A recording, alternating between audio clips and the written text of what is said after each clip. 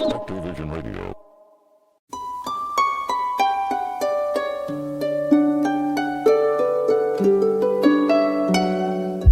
Welcome to Gods, Ghosts, and UFOs in This Economy, the biggest podcast in the universe where we talk about all the things they said weren't real. And by we, I mean me, Tom, and my pals, my ride or dies, Mallory and Jordan. Hey, guys. Hello. Hello. How you been? Okay. So good. I've been so good. I'm so much better now, though. Yeah, this is a highlight of my week. It's always a highlight of my week. Today, we're going to be talking about a Canadian lake monster and what Mal wonderfully refers to as the body's pharmacy, and also a study that may show, I guess, maybe a little bit some evidence that human beings were engineered by aliens. Yeah. Maybe. Who wants to start? I'd be happy to kick us off. I also should say that just as a bit of a, I don't know, a PSA, or maybe trigger warning, my wife let me know, literally yesterday we were talking about this, and she brought it up very gently. She said, so I've been listening to your show a lot, and she really loves it, and it's awesome to have her support and her respect. It's like the thing that I want most. And but she says it is just a little, it's hard sometimes to hear about all this stuff. She's like, I find myself a little overwhelmed. And the word she didn't use was destabilized, but that's the word she meant. And so I want to just shout out to anybody who listens to our show at all, or any of this kind of stuff, and starts to feel a little bit destabilized. That is not our primary objective. I think it's okay to be destabilized every once in a while. I think it's also okay to recognize when something is destabilizing you and to say, I'm going to pause. I'm going to come back to this later. And to also please reach out to us if there's something that's super bothering you, or you're like, I don't know how to process this, and talk about it. Because that is the main thing. It's always been my go-to tool for dealing with stuff that is hard to deal with, to talk to other people about it. And then suddenly it doesn't seem so scary. That's true. That's so true. We live in a destabilizing culture. I think that is in many ways the point, is to keep you on your back heel and be reactive to. And it doesn't have to be, lake monsters or whatever, UAPs.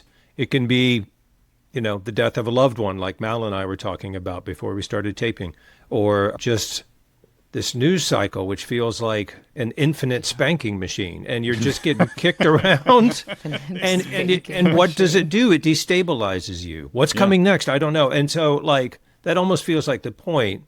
My biggest goal with this show is not, I love talking about this stuff with you guys. God knows I do. And I'm so interested in it. But what I'm really interested in are the sort of takeaways, like forming a posture toward these unknown and potentially destabilizing things, which makes you a more centered person.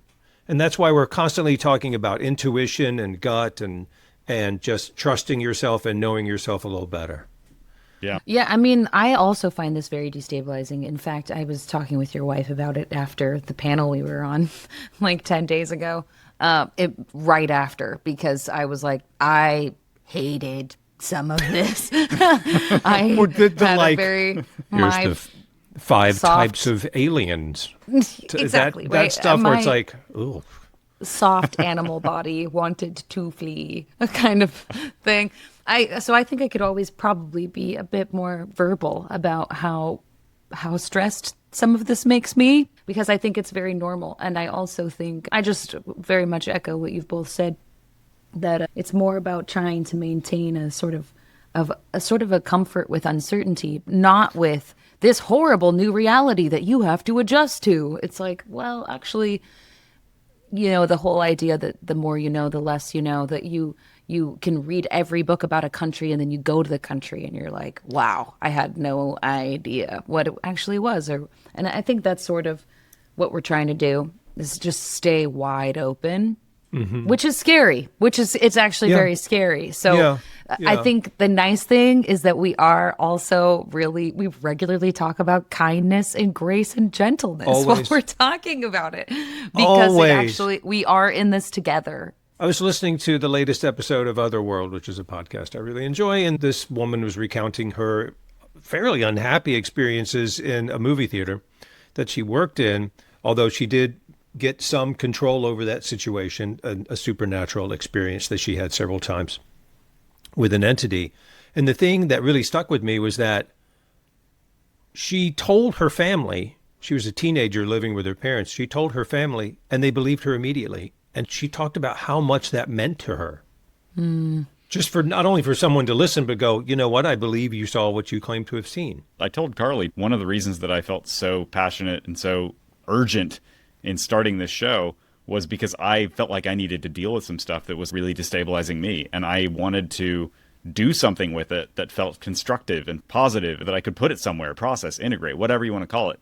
And that this show is it's helping me do that in like a major way. And without this show, I think I would have a really, really hard time processing a lot of the stuff that we talk about. So that's what this is for me. And so I hope that at least on some level, that's what this can be for anybody who listens. But, you know, it's different having each other to talk to and listening to it like while you're by yourself. So sure. You know, why we say reach out to us, you know, like yes, reach please. out to each other. We're going to try as hard as we can to make more and more ways for people to do that, because it is important to have the community, the word that we use all the time, that we overuse all the time, shamelessly, joyfully overusing the word community. Okay, Jordan, destabilize us, Daddy.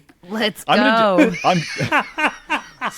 Tom loves calling me daddy. He just loves it. I He just loves love calling me it because it makes you so exquisitely uncomfortable. No, Tom, you fail to realize I am an actual daddy. This is very normal for me. Oh, okay.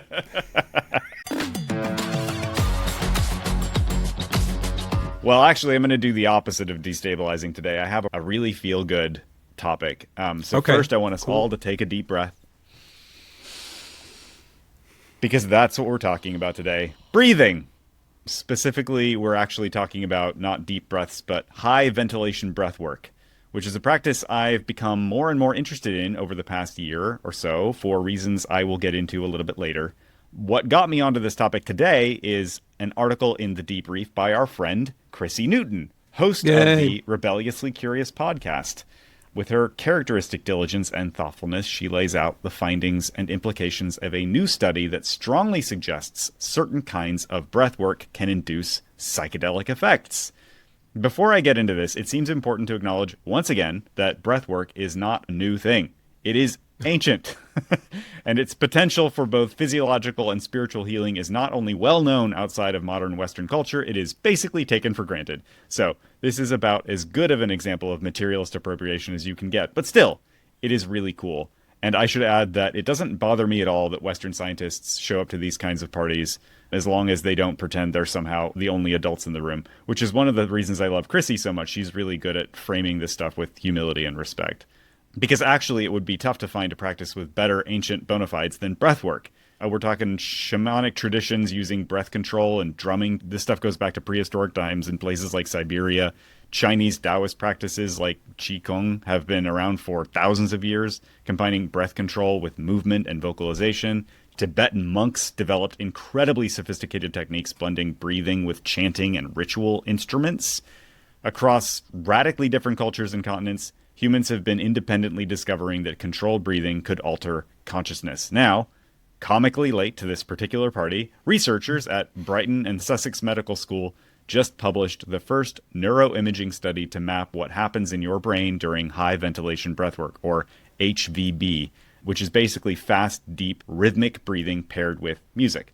What they found was that HVB consistently induced what they called altered states of consciousness, specifically feelings of unity, spiritual insight, and, quote, oceanic boundlessness, which are the same kinds of experiences people report on psilocybin, for instance. The brain scans showed that blood flow decreased in areas associated with body awareness and ego, but increased in the amygdala and hippocampus, which are generally believed to handle emotions and memory processing, hence oceanic oneness and emotional healing. Wow. One of the reasons I wanted to cover this story is that I actually have firsthand experience with this. About a year ago, a close friend of mine introduced me to someone who had gotten really into teaching this kind of breath work. I ended up doing a one-on-one session with this guy in his garage that he'd converted into a meditation space. So I laid down on a mat. He put on some music with incredible vibes. Honestly, I'd kill for whatever playlist he was using. And we just started breathing. 2 quick inhales, hard exhale, like kind of like giving birth. And you just repeat that over and over again. And I'll be honest, it was actually kind of scary at first. After just a couple of minutes, I wasn't sure if I'd be able to keep going. Breathing like that is really hard work, but it's like weird hard work because you get lightheaded and your heart rate goes up, but it's not like you're running out of oxygen. You're getting like too much oxygen, and which sort of feels like you're triggering a panic response. So it's hard to sustain. It takes a lot of trust. So I stuck with it because I had some trust in this guy, and it turns out that that's a really vital component for this kind of work. And eventually I had some fairly profound experiences, a lot of love, a lot of grief, some release.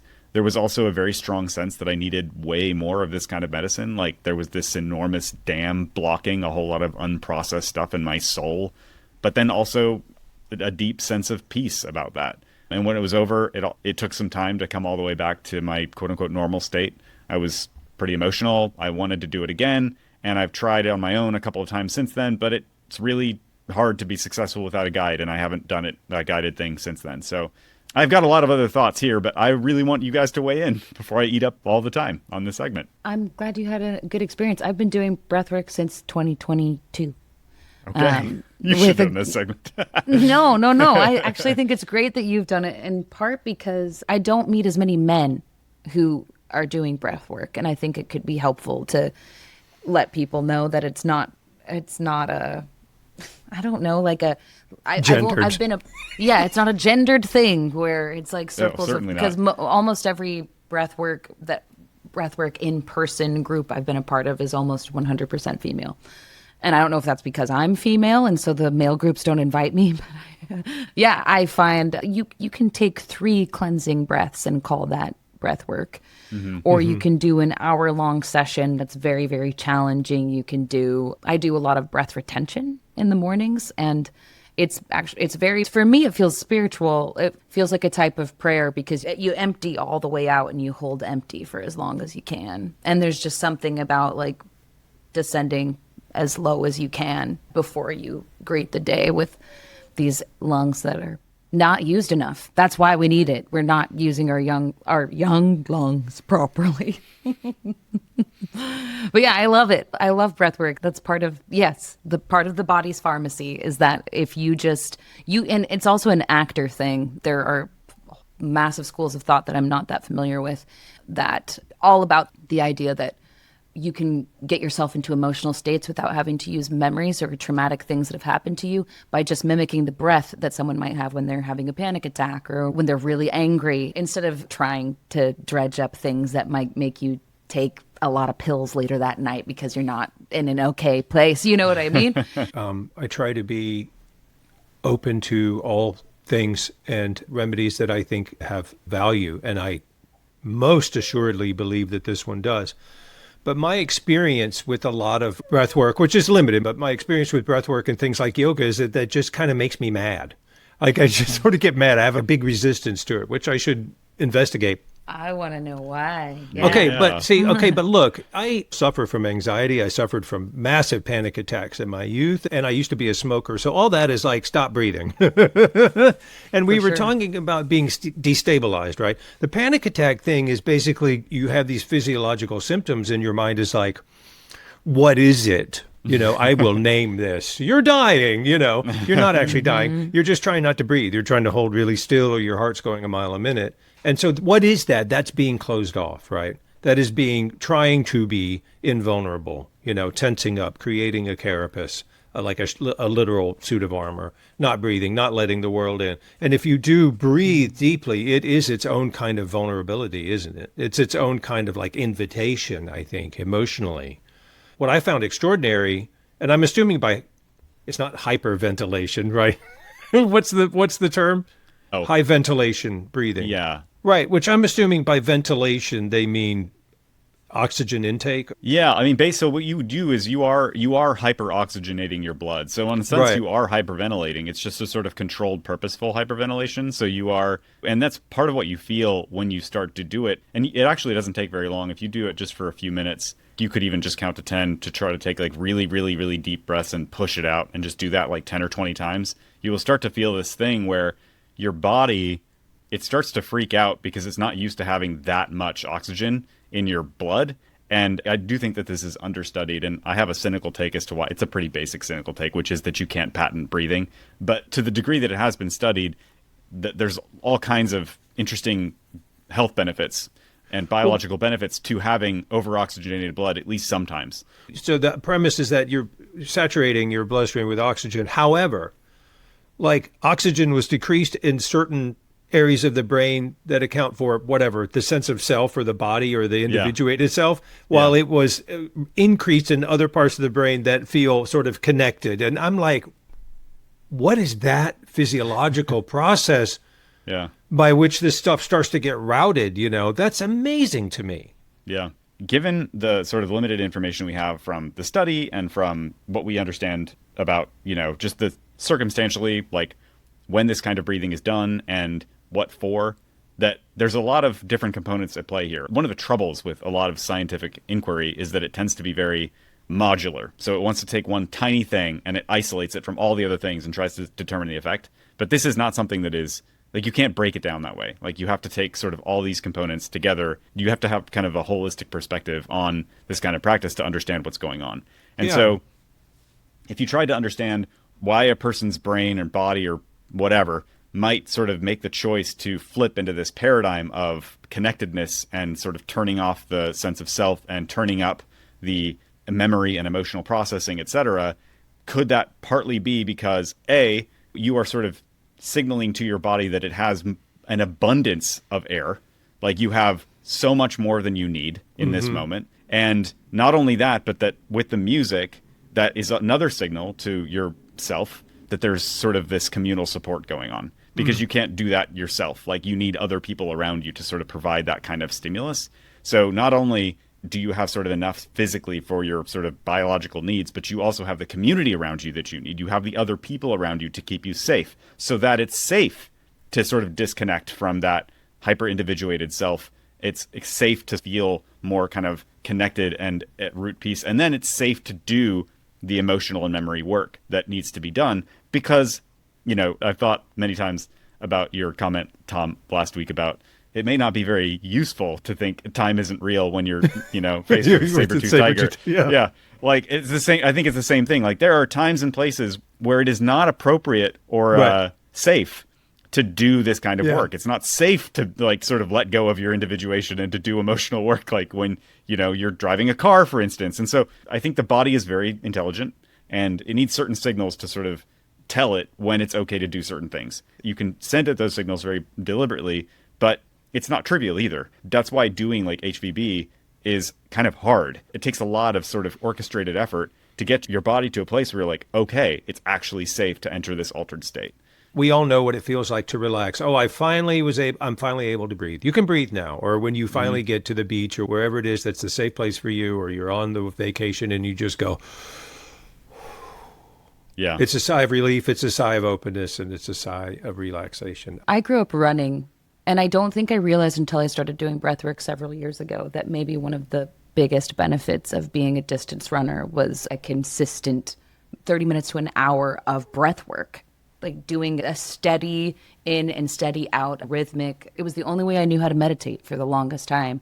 And it is strange. I've noticed that if I'm doing breath work, but I'm not running as much, I pick right back up cardiovascularly. And so there's just something to say for the hidden benefits of all of these things actually maybe being a lot closer to the vest than we thought. Like, even if you're inactive or you're bedridden, this is something you have access to. And I think the big takeaway for me is actually the offhand comment you made about breathwork not being patentable. We forget that, not even just physically, but actually ideologically, how beautiful our breath is, that it's literally the only thing that's with us from the moment of birth until the moment of death. And you can always count on it until that death moment, which is maybe not. We don't need the to go best. there right now. You don't need to go there right now. I think it's a little cheap, but sorry, that it's like, oh, it's like psychedelics, because what you were talking about is not, I was like, oh, do you start hallucinating? That's not what it was at all. You can. Like, that's the thing, is that, like, you can enter radically altered states of consciousness with certain kinds of breath work. And HVB has, depending on the intensity and the style and the type, like, people have had sort of out-of-body experiences, visions, etc. Like, a lot of the same stuff. And I think it's actually really important to put a strong point on this because, yeah, it's not patentable. It's also not externally pharmacological. I love the body pharmacy that Mal talks about because it's the stuff you just carry around with you. It is something that literally anyone can do, like some form of breath work. And it has a sort of similar power to psychedelics, which can be very, very powerful. When I made the comment about it's not safe to enter these states when you're driving, that's one of the reasons that it's dangerous to take psychedelics, because you don't necessarily have all of those safeties set up. And so you can take psychedelics regardless of what you're doing, and will automatically trigger this stuff without any control on your part, which can be great. It can be great. I'm not against it, but it can be very dangerous. Whereas breath work, it's harder to sort of like be dangerous with breath work because like your body's like, I'm not going to go there, like unless I feel safe. And so, or, you know, it's very deliberate. Yeah, it's hard to abuse the drug of breath. There's been a lot of studies about how psychedelics can be really beneficial for lots of, you know, recovery, mental health, et cetera, like lots of stuff, really encouraging stuff, things that I'm grateful that people are pursuing. But one of the reasons there's been so much science about it is because somebody's confident that they can come up with a unique compound that they can then patent and sell. And it's not super accessible to people without means. Whereas breath, you don't need to know the right people. You don't need to have enough money or time or whatever. You just need to trust and try and breathe. You just need to breathe. We talk a lot about, we've dipped into talking about the feminine in a fair few episodes and how that in many ways has been suffocated across all cultures. And I think that I'm becoming more and more of a proponent for the body being the strongest representation of the feminine that we all have in our lives. This conversation about breathwork reminds me of the conversation about intuitive eating, which is the only diet that makes any sense. Like all of the diets that are like, eat this way and eat this food and only this food and only these times. And of course, there's all kinds of fun reasons to not listen to your body and listen to what everyone is telling you about how the smart and fit and hot people eat. It's like your body will tell you when to stop and when to start if you learn how to listen to it. But it doesn't make any money. Like the intuitive eating book that was written by a group of dietitians, it came out in the 90s. And nobody cares about it, even though it's like, this is the only diet that you need. It's the only diet that you need is to have an actual relationship with what Mother Nature gave you. And I think breathwork is similar here. It's like you can go out and you can get all the wares that are peddled toward you. Or you can try breathwork for a couple of weeks and see if your body has something to say. See what insights come up. See if potentially you might have more control over your feeling state than you think. Because like you said, Tom, I don't think hallucinations are all that common, but states of euphoria are very common. Almost everybody I've talked to who has done a breathwork class, which are usually an hour, has experienced some type of release. I have cried in almost every class, but I cry all the time. So, but I need to, clearly. Like, that's what needs to come out. I have a lot of sadness. You know, who doesn't? I love the idea of like, you are sufficient, you do have enough, you do have these strategies available to you. That thing that you said about the body being representative of the feminine, it's stunning. It sent me scampering to look for this card, which is right here. Ooh. Again, my beloved Atelia deck. But it is the High Priestess, right? And she is intuition, and she is like knowing, she is like the trusting your gut. And that's exactly, I think, what you're talking about. Yeah. The way to be less limited as a person is to have less so that you see how much you have. Are you guys hungry? Are you hungry for a nothing burger? I love with no burgers. Sauce. I eat and no condiments. That's my main diet. That's my main diet. Oh, are you fixing to make a wish sandwich? Yeah. I wish. Doesn't it sound? I had something. Yeah, sure. So filling. I read a paper that was published in May of this year by a man named Max Myakashev-Rempel. He is a PhD and the CEO and founder of the DNA Resonance Research Foundation in San Diego.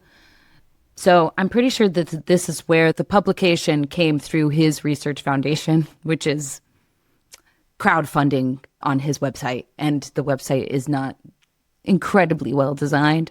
But I'm glad I read it, still find it frustrating. And of course, maybe it's because I don't know very much about genetics and it's a paper about genetics. This is the name of the paper: Preliminary Evidence of Traces of Alien Genetic Manipulation in Humans. Big, bold, Wow. neon sign headline. But actually, Gasp. once you get into, yes, Le gasp. big gasp. I'm going to paraphrase a bit to take out some of the more verbose genetic language, but this is what he says in the opening paragraph of the paper. I analyzed DNA from 581 complete families in the 1000 Genomes Project to search for non-parental genetic contributions that could indicate recent alien genetic manipulation. My screening of variants identified 11 families, that's 2% of his total study, containing large fragments of DNA sequence in children that matched neither human parent. The most significant case displayed a cluster of 348 non-parental genetic variants with precise simultaneous substitution of identical fragments on both chromosomes. There is no known biological mechanism or technical error that could produce such a change. Achieving such a genetic manipulation at the time of conception with current methods is possible, but difficult with CRISPR, which emerged in 2013. Since the studied children were born before 1990, human genetic manipulation cannot be an explanation of the observed substitution.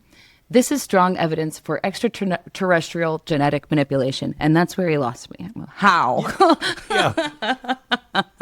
How is that about This is aliens? such a classic case of like finding genuinely anomalous data and then jumping straight to a conclusion. Like, Oh, he you didn't can't- jump to the conclusion. He proceeded from his conclusion, which was, I went looking for alien manipulation. He says it Exactly. in the first jump. sentence. I know you caught it. That's the same thing. I was like, it's all summed up in the first paragraph. I analyzed DNA from 581 complete families for non-parental genetic contributions that could indicate my hypothesis that aliens manipulate your genetic material. I'm not saying it's aliens, But it's alien. but I'm saying But it's aliens. I went in with aliens in mind, and it turns out I'm a genius. Yeah. Well, okay. So if we were to rewrite this in a way that doesn't presume conclusions, we could say I was looking for a specific kind of anomaly that doesn't have a prosaic explanation that we know of, and I Right. found those anomalies.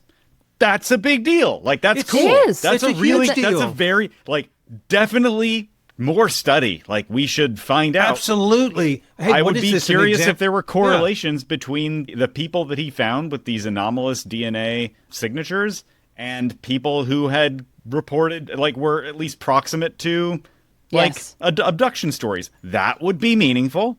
But, like, yeah, anyway, continue. There All were of two that would- families. He does mention at the bottom of the opening paragraph that he studied two families that claimed to be UFO experiencers. And he just studied I'm pretty sure just their 23andMe results. My pilot analysis of two families with self-reported, self-suspecting alien abduction experiences using inexpensive generic commercial 23andMe genotyping detected similar non-parental contributions. Future research should test the biological significance of alien genetic modifications and see what functions were altered in people. I mean, I'd be fascinated to know what aliens would want to change about our genetic material. That would be fascinating. Well, I will say, part of the UFO lore is that there's lots of genetic manipulation going on and has been for a long, long time, maybe forever, Right. when it comes to Right. human beings. And so, like, here's the Yeah. thing. Like, there's a fairly strong narrative going on that there is some kind of non-human intelligence interaction interference with human genes. Okay. But when you come at this kind of study with that presupposition, and then you jump straight to the conclusion based on the anomalous data that you find, I think it undermines the entire narrative, because we rail against materialism and scientism while also respecting the scientific method and the scientific process. Like, if you're going to do materialist science, material science, do it right. Like, Your point about the explanation is everything. That's what it is. I just saw another, I think this is like, what do they call it? Pre-published or some pre-publication or something where it's not even peer reviewed. They're just like, hi, here's my paper. I just saw another one, which was like, well, we have some kind of evidence that the earth was terraformed by aliens. And I'm like, listen, Every time we hit the limit of our knowledge, we assign an architect, right? Oh, we've always assigned an architect. I think there's a large percentage of us who really freaking needs an architect. What's the rule in politics where political debate always devolves to accusations of Hitler or Nazism? Oh, it's somebody's law, but I don't remember. Yeah, I'm embarrassed. I would love to remember what that law. But we've all heard this, and we hear it over and over and over again. Like, everybody's a Nazi as soon as you go deep enough into any political debate, and everybody turns into a Nazi. And it's the same thing with scientific anomalies in this community. Every scientific anomaly becomes aliens. Oh, sure. I mean, an honest scientist will go like, "Well, we noticed anomalous DNA sequences." Yeah. We don't know what they mean. It'd be really interesting. We have to find no out. idea what it means, but wow, it could mean Lamarckian evolution, and and it's incredible. It's unbelievable. Yeah. Why not lead with that? These proofs of preconception are silly, and by couching it in that, by clothing it in that automatically, I would think, precludes any further study by self-respecting. That's the problem. That's the real problem. Is that this is data that sad 100% deserves more study, and just the way that it's framed and the language around it, like, basically guarantees that it will get no further study from anyone. Well, it's it's alien dudes checking out some 23andMe. I mean, I'm not sure that there's a lot of meat on the bones here. To maybe advocate the other side, just for the sake of fairness, I think it is also true that a lot of scientific progress is made when people start research with a narrative in mind. I mean, I think you could call this hypothesizing, right? Like, my hypothesis is that this thing happens. And let's say, in this case, this thing is aliens alter our DNA. Now, I'm going to go look for proof of that. And then you come up with an experiment to test some hypothesis. Like, okay, so the hypothesis is, if aliens mess with our genes, then I should be able to find evidence of non-inherited genes in human genomes. And so I'm going to go look for evidence of that, and then you find it. But that doesn't prove your story, but it does help science move forward. And so I think those powerful narratives, I think, can be really, really useful. And sometimes they're true, on at least some level. And so I don't think that, it's necessarily bad to do that, but I think you have to be really careful about how, again, a lot of this really just comes down to communication. Maybe don't start with that. And we definitely don't start with it. Don't start with the thing. Don't write it down. Yeah, yes. You can think it. You can have think a couple it, of drinks and tell somebody at the bar. Yes. Sure. Yeah. Also, to be fair, the scientific community has been an enormous impediment to their own understanding. And I think immediately of Clovis culture. Do you guys know about this? I don't think so. In North America, there's a toolkit that ancient peoples would use of hand axes and that type of thing that goes back about 10,000 years. And for a long, long time, archaeologists were like, that's as far back as it goes because we just know it. And so they wouldn't look any deeper than 10,000 years ago, because this whole theory of the Siberian land bridge, and people populated North America 10,000 years ago, and they were like, well, you can't dig any deeper, and if you do, you're some kind of a crackpot. And it took forever for people to admit and to find stuff and have it actually be recognized as being 15,000 years old or whatever, or much older. Yeah. And that just was, I don't know, at least a century of la, la, la, la, don't look there. Yeah. Well, it's still going on. It's still going on. This is the danger of narratives, is they will prevent you from looking in directions that you don't expect to find new information. Like, it's great that it motivates certain kinds of questions. It can motivate you to go in certain directions that you wouldn't have otherwise gone. That's really great. But then at the same time, the other side of that coin is that it can then close down whole entire categories of potential discovery that you will just not even think to look for because you already are locked into your narrative. It's always been that way. And it will probably continue to be that way, which is why they say science progresses one funeral at a time. I'm reminded of one of my favorite Charles Fort quotes, which is, I conceive of nothing in science, religion, or philosophy that is more than the right thing to wear for a while. The quote I thought of was that assuming makes an ass out of you and me.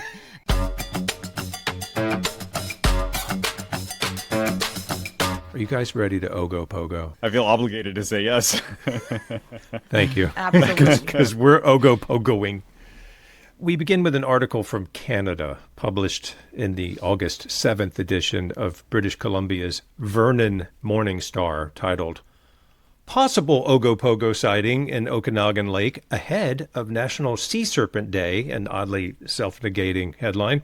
The paper reported that it had received a letter just the day before from a man known only as Stuart.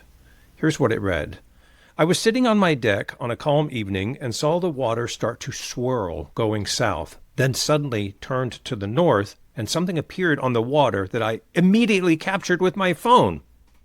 It seemed very large and long and suddenly disappeared. I did snap a few photos and wish at the time I would have videoed. I have a property above Lake Okanagan for 23 years and have never seen anything quite like this. Stewart's picture, the one that the paper printed, shows a lovely deep blue lake with some fuzzy house lights on the opposite shore, and in the center of the frame is a long, thin, dark figure gliding along the surface, with what could be a tapered head sticking out a little higher than the body on the right side. Ripples emanate from the form, suggesting movement. The image is evocative, but skeptics will swat it away as being a log, or another case of what is known as pareidolia, or the human tendency to interpret one thing as something else, usually a face. We're really good at seeing faces, in trees and rocks on Mars and things like that. But sometimes other things like lake monsters. Luckily for us, Ogopogo's existence is not reliant on Stewart's photograph. This guy's been around for centuries.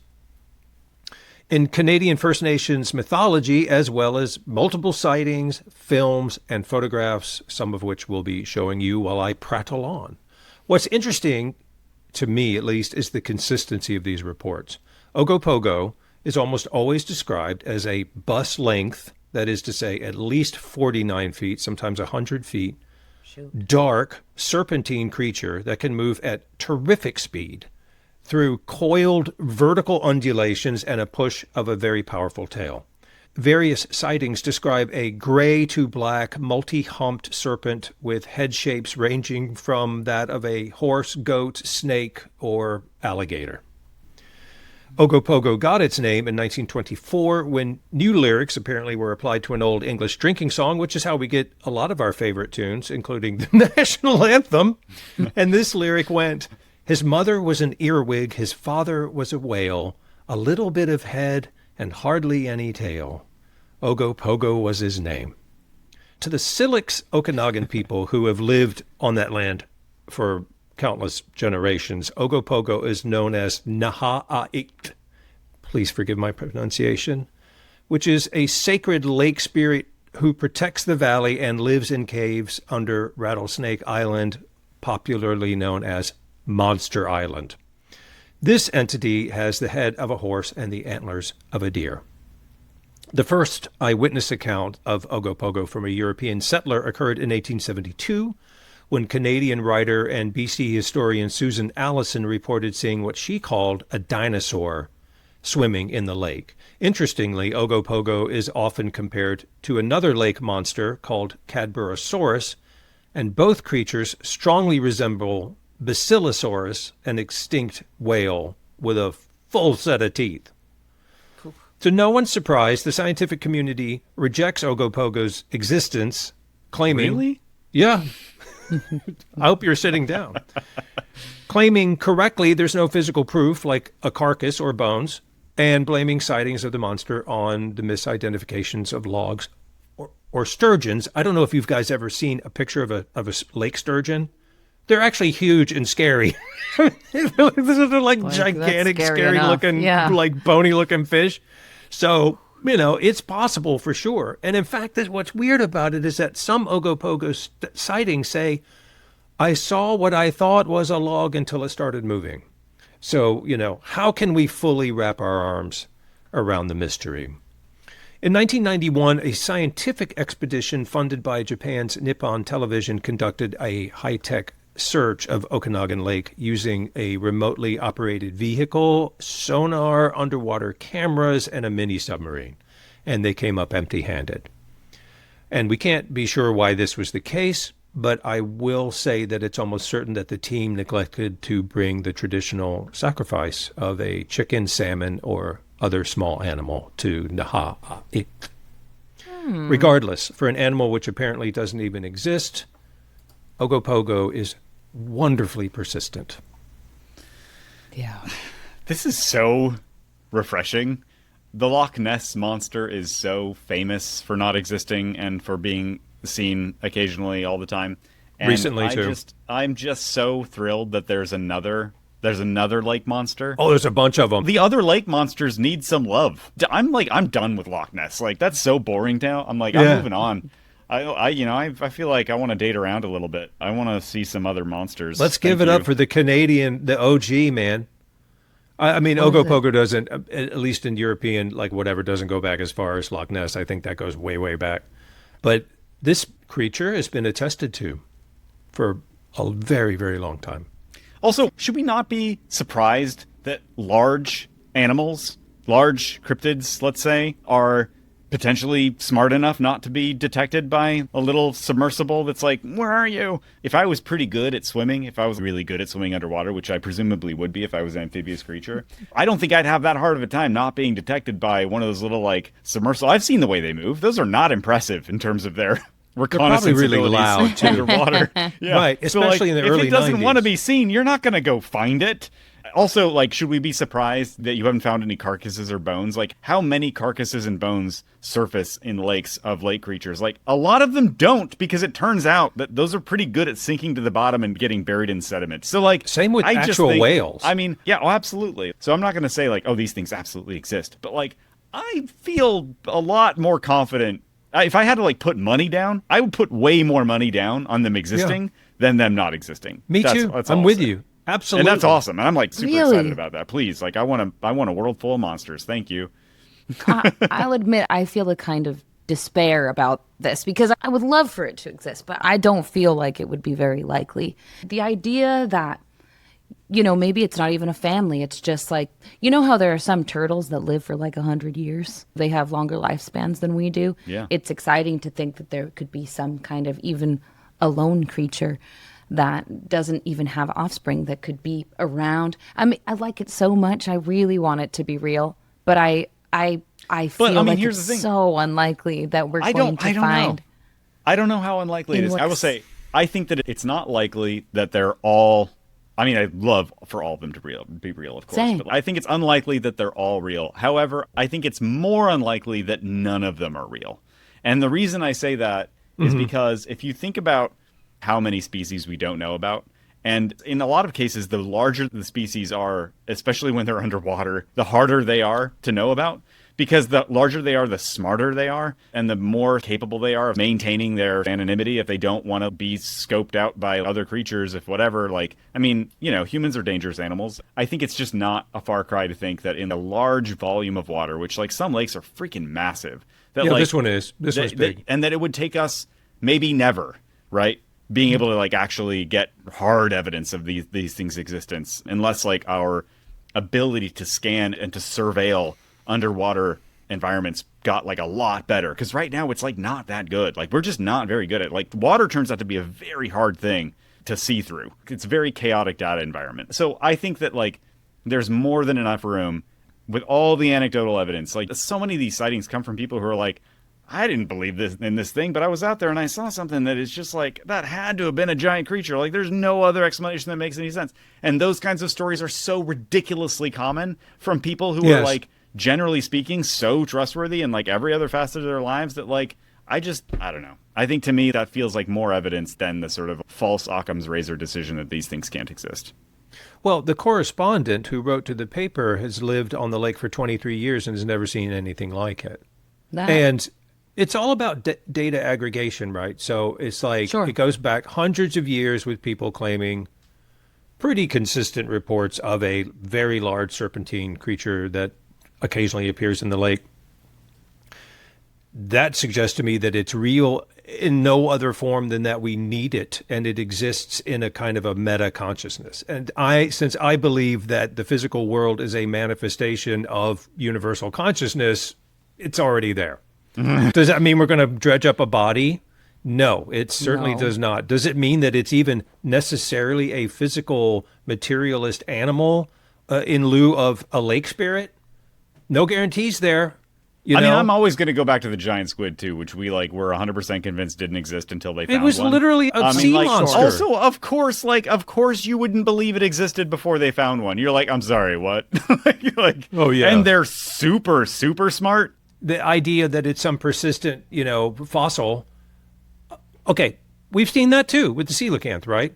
Yeah. The coelacanth went extinct 6 million years ago. Oh, there's one. Hey, how you doing? Look how cute you are. Look at you. I remember too, this goes back a really long way. I think it's in the 70s. They sent a scientific expedition to Loch Ness. And they took a picture of, I would swear on a stack of Bibles, is a flipper that belongs to a plesiosaur. It is identical to the kinds of flippers that are depicted in these extinct ocean-going, I don't know if you call them dinosaurs or whatever they were. They got a picture of it. I don't think that's ever been explained away. But people are like, no. I mean, unless like you're riding the thing, unless the thing comes up to you and like... I have one final take. I think pretty much everybody wants these things to exist. And I think that there's a learned response when you become an adult to shutting down your hopes because you don't want to be disappointed. And so you think, I'm going to protect myself against disappointment by preemptively not believing something that I want to be true. And I think this is something we learn, and we learn really, really well, and it is almost impossible to get past. And I think it actually takes a lot of deliberate effort to bring that back out, to bring the desire back out and just embrace it. Like, no, I actually want this to be true. I hope it's true. And if it's not true, if it's like 100% proven, like if they develop the technology to like perfectly scan a lake and see everything that's inside of it, like down to the smallest tadpole or whatever, and they find out for sure, 100%, this particular thing doesn't exist, I will be disappointed. That's okay. Like, I'll survive. But you know what? That's fine. I would add to that even if they did that, the son of a bitch would show up again. I'm not fully kidding. believe that too. Yeah. Yeah. I believe that too. If you're new here, be sure to check out our Substack, where you can find a lot more cool stuff and share your own stories with us. Just head over to godsghostsufos.com or find the link in the description. Also, a quick reminder that no matter where you're listening, reviews really, really help other people find the show. So, hint, hint, please leave us one. All right, thanks again. See ya.